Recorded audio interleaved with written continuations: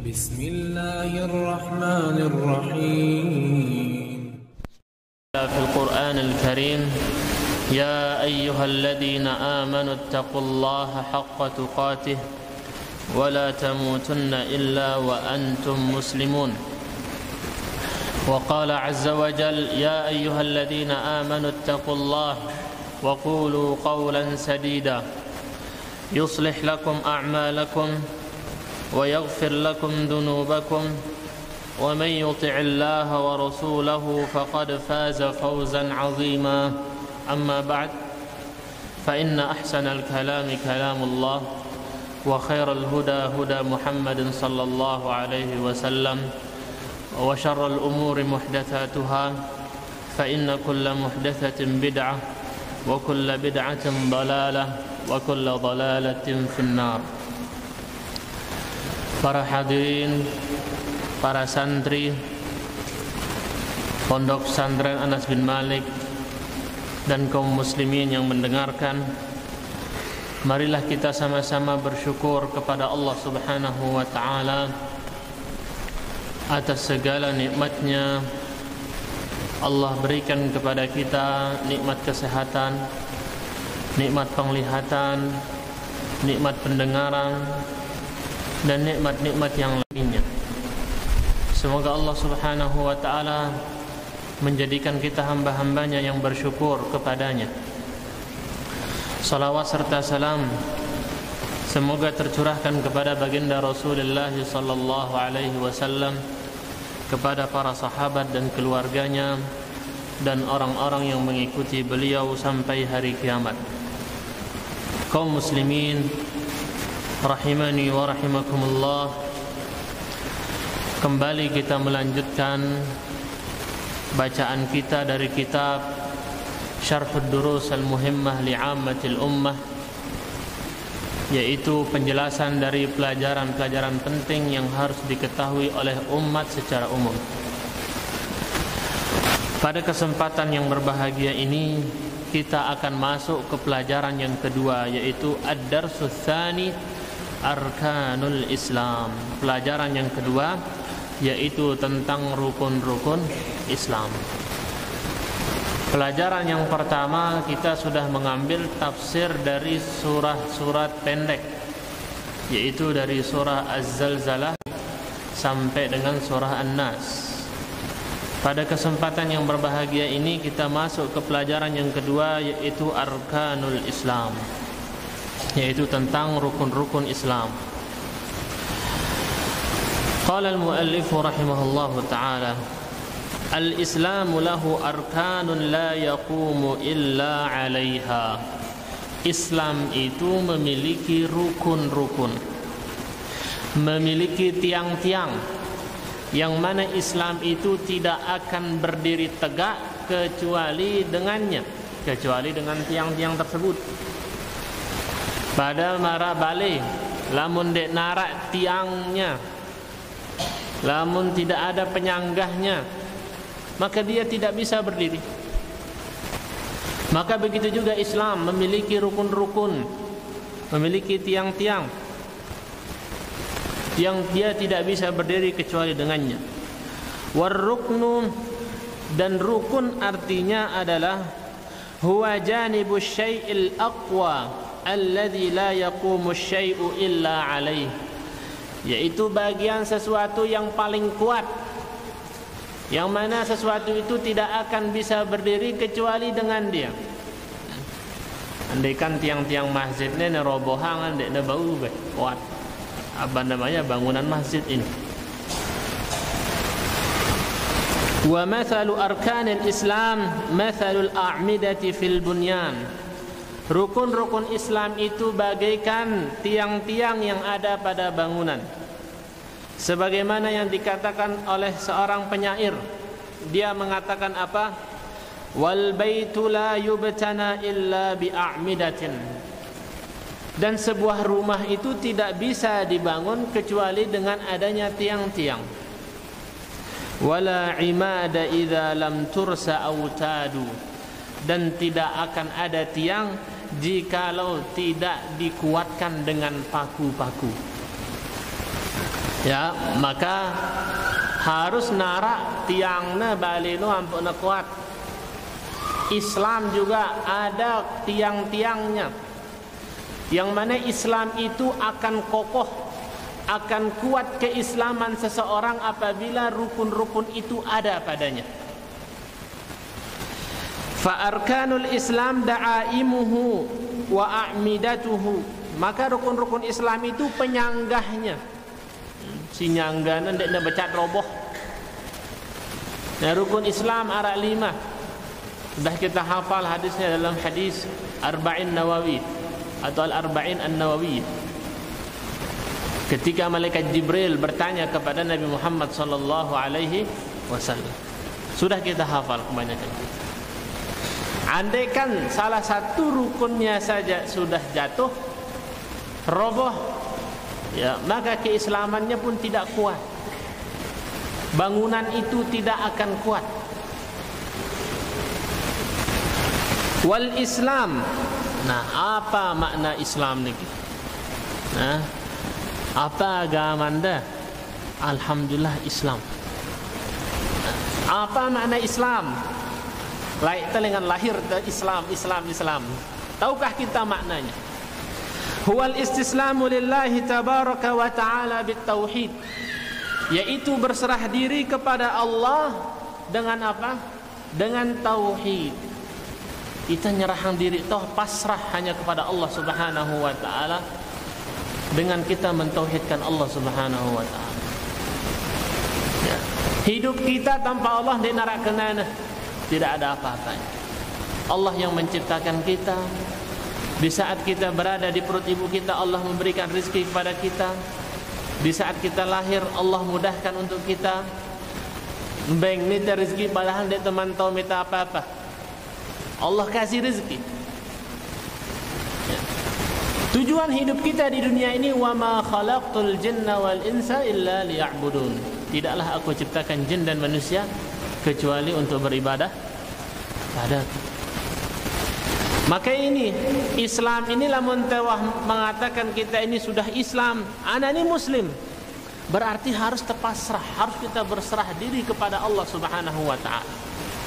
Dengan apa kita berserah diri? Dengan kita mentauhidkan Allah. Faman aba ay yastaslima lillahi fahuwa mustakbir.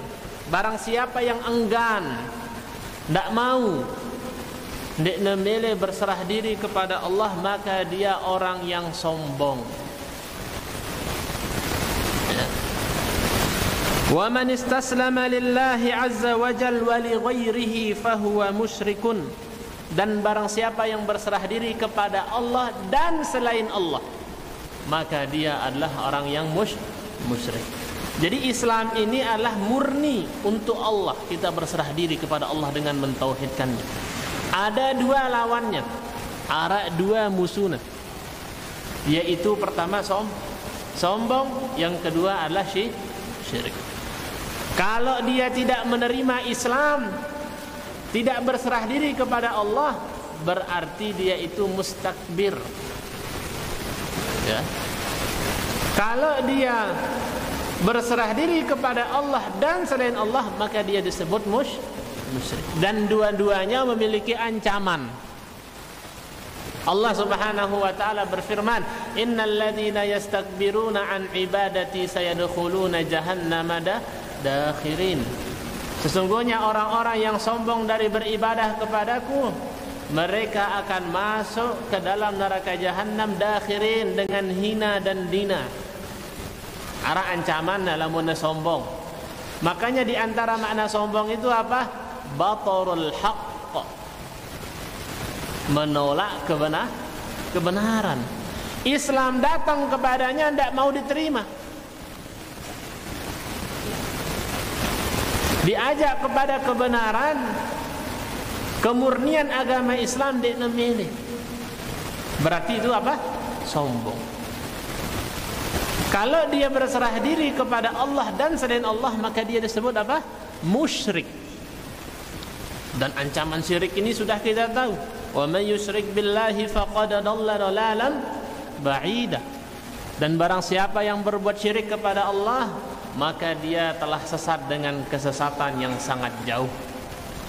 Ya, maka Islam ini dia memiliki dua lawan, yaitu yang pertama al-istikbar wasyirk, yaitu kesombongan dan kesyirikan.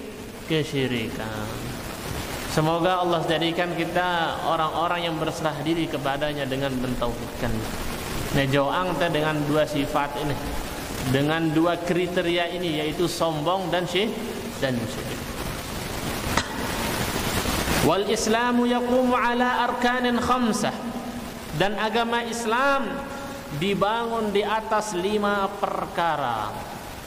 Bayyanaha an-Nabiyul Karim, yang Nabi Muhammad jelaskan alaihi salatu wassalam fi hadits Ibnu Umar radhiyallahu anhuma, dalam hadis yang dibawakan oleh Ibnu Umar radhiyallahu anhuma, dia berkata, qala an-nabiy sallallahu alaihi wasallam, Nabi Muhammad sallallahu alaihi wasallam bersabda, innal islama bunya ala khamsin, sesungguhnya agama Islam ini dibangun di atas 5 perkara, di atas 5 rukun. Yang pertama, syahadati alla ilaha illallah, yaitu persaksian syahadat tidak ada Tuhan yang berhak disembah kecuali Allah. Wa iqamis salam, dan mendirikan salat. Wa itaiz zakah, dan menunaikan zakat. Wa siyami Ramadan, dan berpuasa di bulan Ramadan. Wa hajjil bait, dan haji ke rumah Allah, yaitu Masjidil Haram, Ka'bah. Fahadhil khamsatu arkanun lil Islam, maka yang 5 tadi itu merupakan rukun-rukun Islam. Wa a'midatun la yaqumu illa 'alaiha, dan tiang-tiang yang mana Islam itu tidak akan bisa tegak ndekna baumbu teng kokoh kecuali dengannya. Jadi dengan 5 rukun ini. Wa a'zamu hadhil arkan, dan rukun yang paling mulia, rukun si paling utama, paling agung, apa itu? Syahadatu alla ilaha illallah. Ini rukun si paling utama, si paling agung, yaitu syahadat la ilaha illallah wa anna Muhammadan Rasulullah. Oleh karenanya dia didahulukan daripada salat.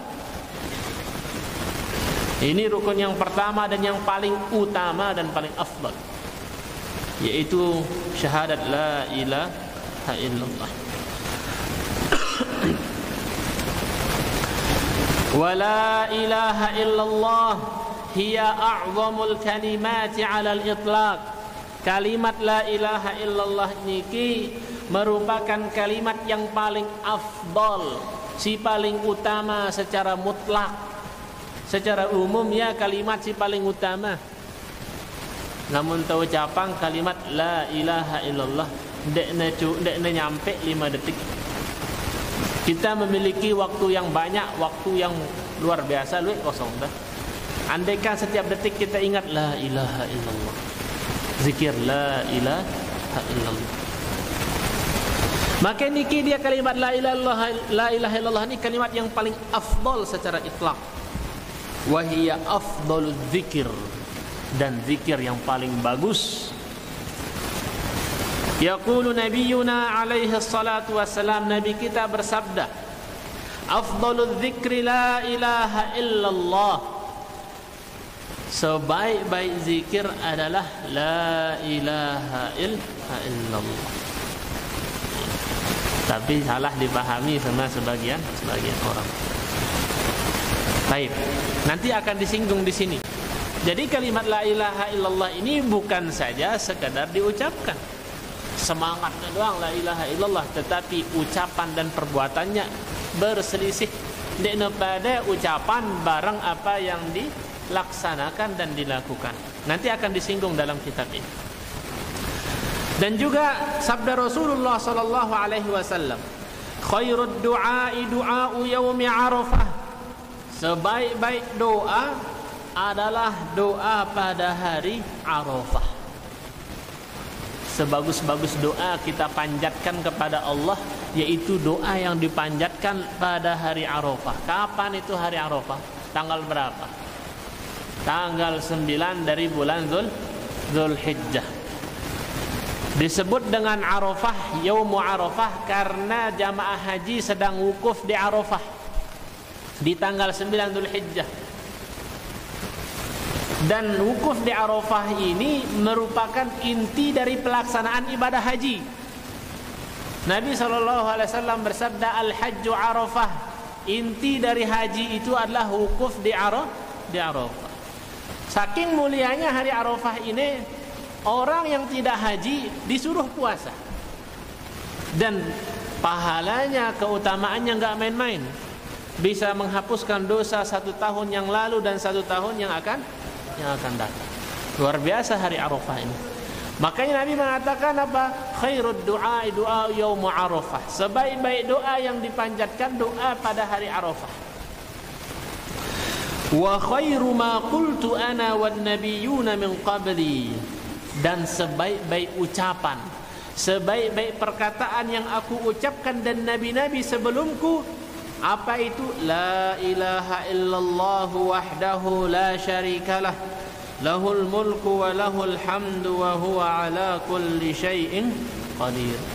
Ini dia kalimat yang paling mulia yang diucapkan oleh baginda Rasulullah sallallahu alaihi wasallam. Bukan hanya baginda Rasulullah, tetapi nabi-nabi sebelumnya juga. Ini kalimat yang paling bagus, yang paling baik diucapkan. Yang terkandung di dalamnya apa? Mentauhidkan Allah Subhanahu wa ta'ala. Luar biasa. Jadi tidak terbosan-bosan belajar tauhid niki. Ini merupakan apa? Zubdatu da'watil mursalin, intisari dari dakwahnya para nabi dahulu. Semua mereka para nabi mengajak kepada tauhid. Jadi bukan ajaran Nabi Muhammad saja, tidak. Ini ajaran nabi-nabi sebelumnya juga. Oleh karenanya Allah Subhanahu wa taala berfirman, "Wa ma arsalna min qablika min rasulin illa nuhi ilaihi annahu la ilaha illa ana fa'budun." Dan tidaklah kami mengutus rasul sebelum kamu wahai Muhammad, illa nuhi ilaih, kecuali kami wahyukan kepadanya. Apa isi wahyunya? La ilaha illa ana fa'budun. Tidak ada ilah, tidak ada Tuhan yang berhak disembah kecuali aku. Fa'budun, maka sembahlah aku. Jadi selaku nabi ini dakwahnya dakwah mengajak kepada tauhid. Maka dikatakan di sini, wa awwalu kalimatin yasma'uha aqwamuhum minhum. Ini kalimat yang pertama yang didengarkan oleh umatnya nabi-nabi dahulu. Ini kalimat pertama. Jadi para nabi sebelum mereka mengajarkan syariat-syariat yang lain itu, ini yang pertama tauhid dulu. Karena keyakinan harus kuat. Sebagaimana Rasulullah mengirim Mu'adz ibnu Jabal ke Yaman. Rasulullah mengatakan kepada Mu'adz, wahai Mu'adz, engkau akan mendatangi suatu kaum ahli kitab. Mereka itu memiliki kitab, orang-orang cerdas. Falyakun awwala ma tad'uhum ilaihi syahadatu an la ilaha illallah. Maka hal yang pertama engkau ajak adalah syahadat la ilaha illallah.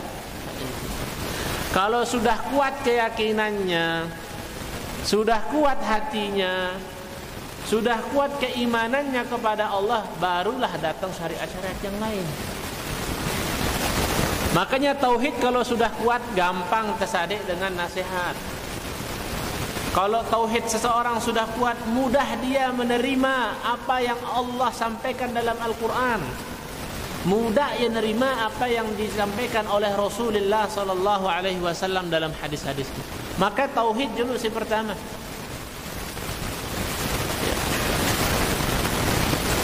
Bukan yang lain. Tauhid si pertama. Kuatkan tauhid keyakinannya kepada Allah Subhanahu wa ta'ala.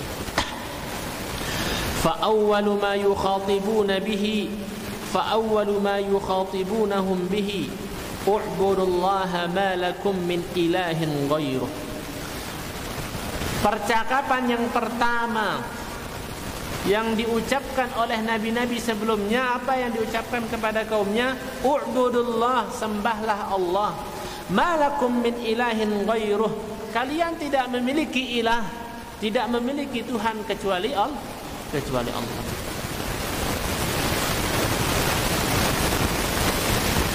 Maka niki dia para jamaah yang dirahmati Allah Subhanahu wa taala. Amma makna la ilaha illallah, adapun makna la ilaha illallah, yaitu tidak ada Tuhan yang berhak disembah kecuali Allah. Tetapi dalam kalimat la ilaha illallah ini terdapat dua rukun. Sudah kita pelajari sering ini. Yang pertama disebut dengan an-nafyu. Apa itu an-nafyu? Peniadaan. Apa arti peniadaan bahasa Lombok? Tidak ada. Dek narak sama sekali, peniadaan. Yang kedua al-isbat, penetapan. Harus narak dua ini. Maka la ilaha itu namanya an-nafyu, peniadaan, tidak ada Tuhan yang berhak disembah. Baru datang isbat, penetapan, illallah, kecuali Allah. Harus narak ini. Kalau kita hanya menafikan saja tanpa menetapkan, dekna bau belum disebut tauhid. Atau menetapkan saja tanpa menafikan juga salah, belum dikatakan bertauhid. Harus narak dua-duanya. Yang pertama menafikan, yang kedua adalah menetapkan. Dan ini adalah cara Allah Subhanahu wa taala dalam banyak ayat. Ya. Allah Subhanahu wa taala contohnya ketika Nabi Ibrahim mendakwahkan kaumnya, mengajak mereka kepada tauhid. Ya. Nabi Ibrahim mengatakan, "Innani bara'um mimma ta'budun." Sesungguhnya aku berlepas diri dari apa yang kalian sembah. Nah, berarti ini penadiaan, berlepas diri dari apa yang kalian sembah. Illa alladzi fatarani, kecuali Tuhan yang menciptakanku, yaitu Allah Subhanahu wa taala. Di sini ada penetapan. Dan juga firman Allah Subhanahu wa taala, "Walaqad ba'atsna fi kulli ummatin rasulan an i'budullah wajtanibut taghut." Dan kami telah utus di setiap umat seorang rasul. Agar apa? An i'budullah, agar mereka menyembah kepada Allah. Di sini apa? Isbat, penetapan. Sembahlah Allah. Wajtanibut taghut, dan jauhilah yang namanya taghut. Di sini apa? Peniadaan. Maka dalam banyak ayat Allah Subhanahu wa taala memberikan ini, dua rukun ini, yaitu yang pertama harus ada namanya peniadaan. Si kedua namanya isbat, penetapan. Dan juga firman Allah Subhanahu wa taala, "Faman yakfur bit-taghut", maka barang siapa yang kufur kepada taghut, ini berarti peniadaan. "Wa yu'min billah", dan beriman kepada Allah, penetapan. Faqad istamsaka bil urwatil wuthqa, maka dia telah berpegang teguh terhadap tali yang sangatlah kuat, yaitu la ilaha illallah. Niki dia para hadirin yang dirahmati Allah Subhanahu wa taala. Fahadha madlulu kalimatut tauhid, maka inilah kandungan dari kalimat tauhid la ilaha illallah. Fahiya laysat kalimatan la ma'na laha, dia bukan hanya kalimat sindek nara artina, ada kandungannya. Au lafdatan la madlula laha, atau hanya sebuah lafaz dek nara kandungannya, tidak. Fala yakunul abdu muwahhidan illa bitahqiqi ma dallat alaihi la ilaha illallah, maka seseorang itu ndik neman tersebut ia bertauhid kecuali dia sudah mewujudkan kandungan kalimat la ilaha illallah, yaitu apa? Min nafil ubudiyyati an kulli man siwallah, yaitu meniadakan peribadatan kepada selain Allah, wa itsbatil ubudiyyati bi kulli ma'aniha lillahi wahdah, dan menetapkan ibadah dengan segala macam maknanya untuk Allah saja. Berarti dia man bertauhid, lamunna menafikan doang, dia isbat. Seperti orang ateis, mereka menafikan Tuhan, dia narak Tuhan. Itu penafian. Ada yang mengisbat tetapi tidak menafikan, seperti orang-orang musyrikin. Mereka yakin Allah yang nyiptakan mereka, yakin, tetapi dalam masalah ibadah masa esa-esa Allah doang tersembah, kata mereka. Maka ini harus dua niki. Harus yang pertama menafikan, yang kedua adalah itsbat, menetap. Walihada, oleh karenanya, fa inna qail la ilaha illallah, orang yang mengucapkan kalimat la ilaha illallah haqqan, dengan sebenar-benarnya, wasidqan, dan jujur dari hatinya, la yad'u illallah, maka dia tidak mungkin berdoa kecuali kepada Allah. Berarti lamun masih dengan mengucapkan kalimat la ilaha illallah lagu masih ngendeng dek kuburan, masih meta-meta beribadah kepada kubur, ya, maka ini dia belum jujur dalam kalimat la ilaha illallah, belum sebenar-benarnya dia mengucapkan kalimat la ilaha illallah. Karena orang yang jujur, orang yang meyakini dengan sebenar-benarnya kalimat la ilaha illallah, la yad'u illallah, dia tidak akan berdoa kecuali kepada Allah. Wala yastaghitsu illa billah, dan dia tidak meminta pertolongan kecuali kepada Allah. Wala yatawakkalu illa 'ala Allah, dan dia tidak akan bertawakal. Apa niki bertawakal? Bersandar, berserah diri. Dia tidak akan berserah diri kecuali kepada Allah Subhanahu wa taala. Jadi dengan sebenar-benar murni tauhidnya, hidupnya semuanya dikaitkan dengan Allah Subhanahu wa taala. Dia beribadah kepada Allah, tawakal kepada Allah, dia minta pertolongan kepada Allah. Pokoknya Allah, cinta hanya kepada Allah, takut hanya kepada Allah, ridha hanya kepada Allah, dan seterusnya. Ini orang yang apa? Yang mentauhidkan Allah Subhanahu wa taala. Oleh karenanya Allah Subhanahu wa taala berfirman, "Qul inna salati wa nusuki wa mahyaya wa mamati lillahi rabbil alamin la syarika lahu." Katakanlah, sesungguhnya salatku, wa nusuki, apa nusuki? Sesembelihan. Nah, jangan sampai lah kita masih kode no, masih girang tendai dengan nyembelih kepada selain Allah, ya, mungkin karena tidak mengetahui ilmunya ataupun yang lainnya, lalu aning kubur nyembelih tiba epenku kubur dan seterusnya. Jadi nusuk niki adalah sesembelihan, dan itu adalah ibadah. Qul inna salati, katakanlah sesungguhnya salatku dan sesembelihanku dan hidupku dan matiku lillahi rabbil alamin, untuk Allah Rabb semesta alam. La syarikalah, tidak ada sekutu bagi. Ya, maka semoga kita dijauhkan dari hal-hal ini, dari kesyirikan. Jadi ibadah benar-benar hanya kepada Allah Subhanahu wa taala. Wa bihadza yu'lam, dengan ini diketahui, anna mujarrada qawli hadhil kalimah, bahwasanya hanya mengucapkan kalimat ini la yakfi, ndekna cukup.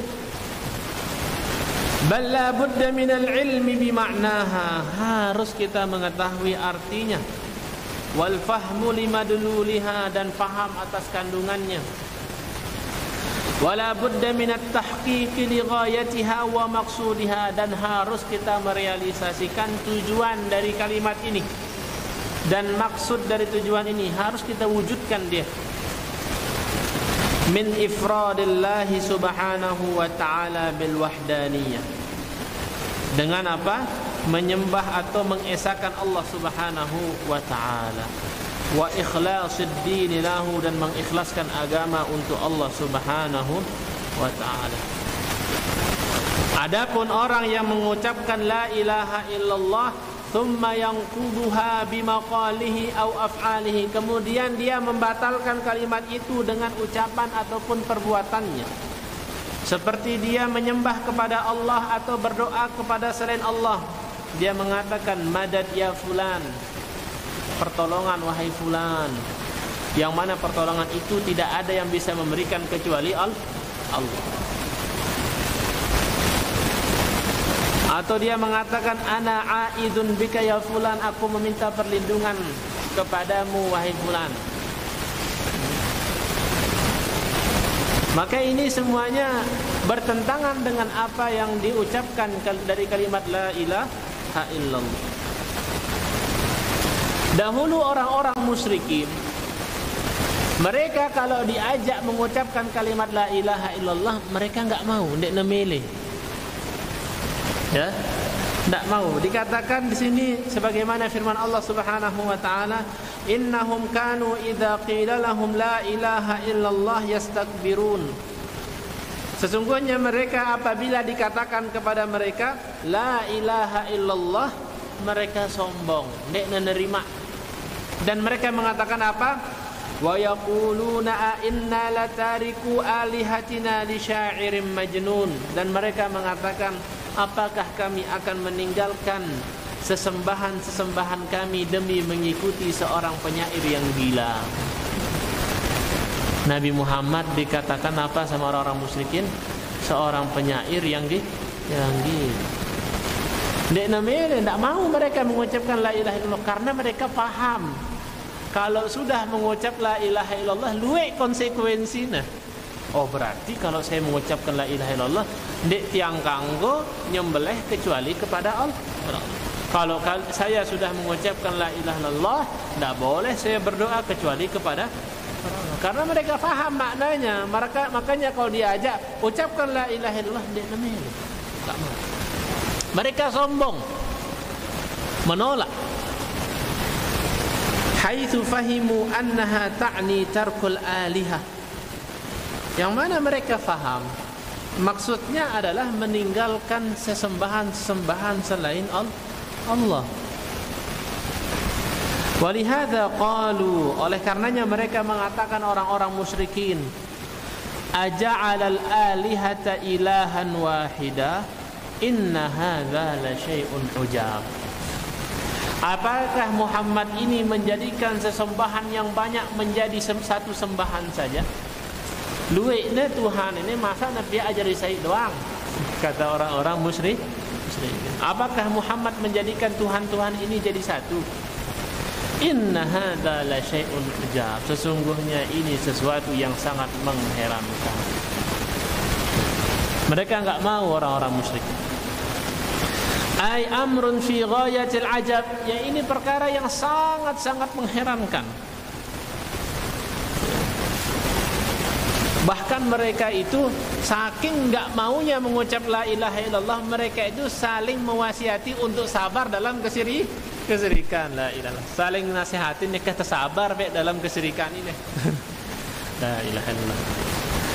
Disebutkan di sini firman Allah, wan talaqal mala'u minhum, dan pergilah pemimpin-pemimpin mereka seraya mereka mengucapkan apa? Imsyaw wasbiru ala alihatikum.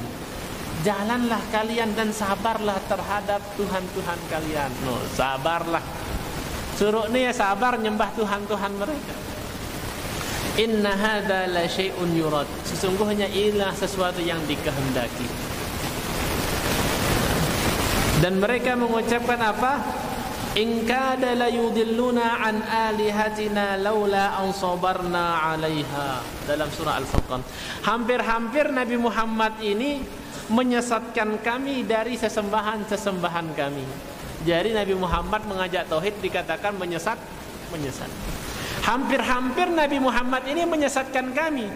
Kalau bukan kami bertahan dan sabar terhadap Tuhan-Tuhan kami. La ilaha illallah. Jadi mereka saling mewasiati supaya mereka itu sabar dalam kesyirikan. Saking tidak mau mengucapkan la ilaha illallah. Karena apa? Kalau sudah mengucap la ilaha illallah, tahu konsekuensinya. Tahu apa artinya? Tahu dia hasilnya. Kedepannya tahu dia kalau sudah mengucapkan la ilaha illallah, berarti tidak boleh saya meminta kepada Uzza. Tidak boleh meminta kepada Manat dan Tuhan-Tuhan yang lainnya yang diagungkan. Maka jangan sampai orang-orang musyrikin jauh lebih cerdas daripada kita. Orang musyrikin dia memilih ngucapang ino karena tahu konsekuensinya. Jangan sampai kita mengucapkan itu tidak paham maknanya, justru melakukan apa? Pembatal dari kalimat la ilaha illallah. Maka niki dia para hadirin yang dirahmati Allah Subhanahu wa taala. Maka la ilaha illallah niki harus kita pahami dia dengan baik. Maknanya dengan benar, bahwasanya ada dua kandungan rukun di dalamnya. Yang pertama harus kita nafikan Tuhan-Tuhan selain Allah. Yang kedua kita tetapkan ibadah hanya kepada Allah Subhanahu wa taala. Kalau kita sudah paham, oh berarti sudah hati kita hanya bersandar kepada Allah. Hati kita ikatannya hanya kepada Allah Subhanahu wa taala. Alhasil, maka kesimpulannya para hadirin yang dirahmati Allah Subhanahu wa taala, anna la ilaha illallah, bahwasanya kalimat la ilaha illallah innama tanfa'u qailaha, akan bermanfaat bagi orang yang mengucapkannya, idza haqqaqa ma dallat alaihi, jika dia merealisasikan, mewujudkan apa yang diinginkan dari kalimat itu.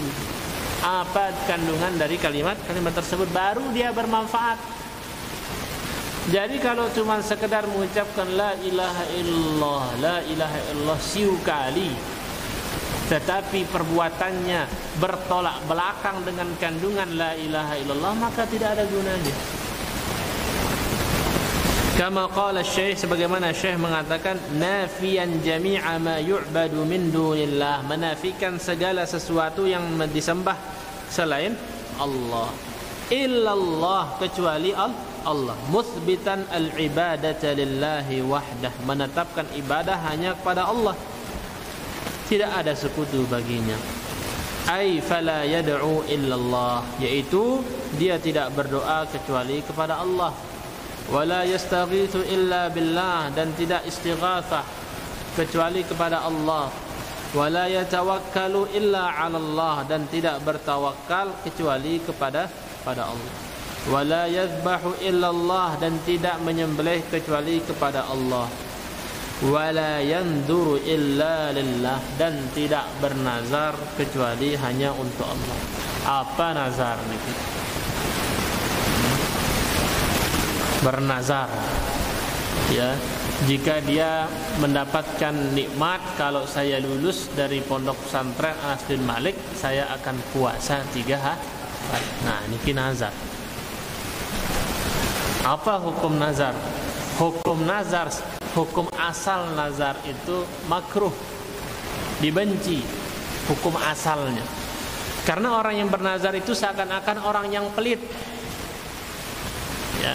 Dia akan melakukan ibadah kalau dia dapat nikmat. Baru nenggo ibadah. Lamun tiang lulus dengan pondok niki, baru tiang puasa 3 hari.